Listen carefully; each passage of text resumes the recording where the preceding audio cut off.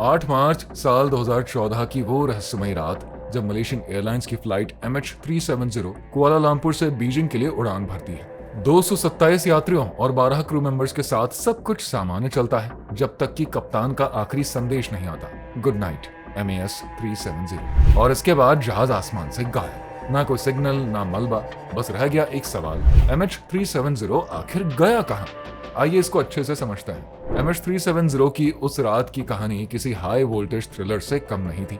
Flight के command में थे 53 साल के अनुभवी पायलट जहारी अहमद शाह और साथ थे को पायलट फारिक हामिद, जो कि इस इंटरनेशनल उड़ान को ट्रेनिंग मिशन के तौर पर उड़ा रहे थे। 8 मार्च 2014 की रात फ्लाइट KL से बीजिंग की ओर निकली और सब कुछ एकदम नॉर्मल था। विमान 35,000 फीट की ऊंचाई पर दक्षिण चीन सागर के ऊपर पहुंच चुका था। यात्री सो रहे थे, कॉकपिट में शांति थी, लेकिन जैसे ही प्लेन वियतनाम की एयर स्पेस में दाखिल हुआ, वो अचानक से रडार से गायब हो गया। कुआलालंपुर ATC को लगा फ्लाइट वियतनाम कंट्रोल में चली गई होगी, पर 18 मिनट तक कोई कम्युनिकेशन नहीं हुआ। सुबह 6:32 पर जब फ्लाइट को बीजिंग लैंड करना था, तब तक कोई ट्रेस नहीं मिला।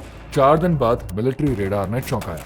MH370 पूर्व नहीं, पश्चिम की ओर अंडमान की दिशा में जा रही थी। कुछ दिन बाद एक ऐसा सुराग मिला जिसने सबकी थ्योरीज को एक नई दिशा दे दी। सैटेलाइट डेटा के अनुसार फ्लाइट ने क्रैश से पहले 7 बार सैटेलाइट से संपर्क करने की कोशिश करी थी। इन्हें कहा गया सैटेलाइट हैंडशेक्स, यानी कि प्लेन का सिस्टम बंद नहीं हुआ था, वो जिंदा था, लेकिन उसके लोकेशन का अंदाजा लगाना बेहद ही मुश्किल था। वैज्ञानिकों ने सिग्नल्स के कोड और ताकत से एक संभावित रूट निकाला, एक विशाल आर्क जो कि कजाकिस्तान से लेकर ऑस्ट्रेलिया के पश्चिमी समंदर तक फैला था। आखिरी सिग्नल 7th आर्क से मिला, एक ऐसी जगह जहां पर समंदर 20,000 फीट गहरा और रहस्यमय है। वहीं से शुरू हुआ अब तक का सबसे महंगा सर्च, $160 मिलियन का ऑपरेशन।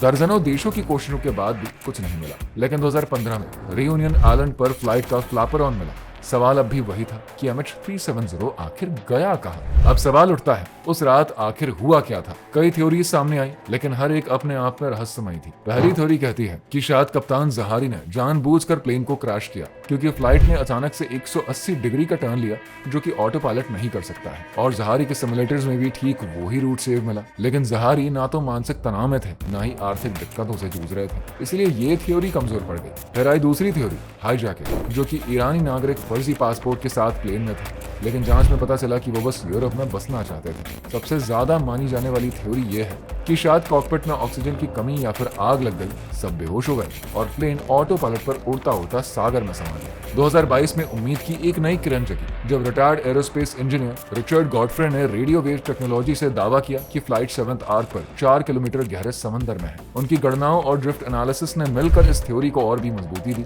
दोस्तों, MH370 का रहस्य आज भी गहराइयों में छुपा है। क्या ये वाकई समुद्र में खो गई है या फिर पीछे है कोई बड़ा राज? कमेंट करिए, वीडियो को लाइक करिए, साथ ही हमारे channel explore with Puneet Kumar को सब्सक्राइब करें बिल्कुल ना।